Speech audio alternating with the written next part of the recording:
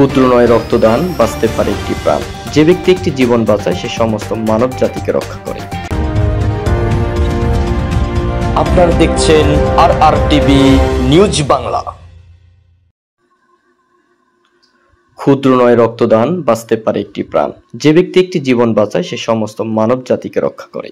এমন স্লোগানকে সামনে রেখে বাংলাদেশ যুব ব্লাড ফাউন্ডেশন কর্তৃক আয়োজিত ফ্রি ব্লাড ক্যাম্পিং নাঙ্গলকোট উপজেলা মনতুলি রহমানিয়া ফাজিল ডিগ্রি মাদ্রাসায় অনুষ্ঠিত হয় গত 15 মে রোজ বৃহস্পতিবার সকাল 9টা থেকে বিকেল 5টা পর্যন্ত। এ সময় উপস্থিত ছিলেন বাংলাদেশ যুব ব্লাড ফাউন্ডেশনের সম্মানিত প্রতিষ্ঠাতা পরিচালক জনাব AR রাকিব ভূঁইয়া।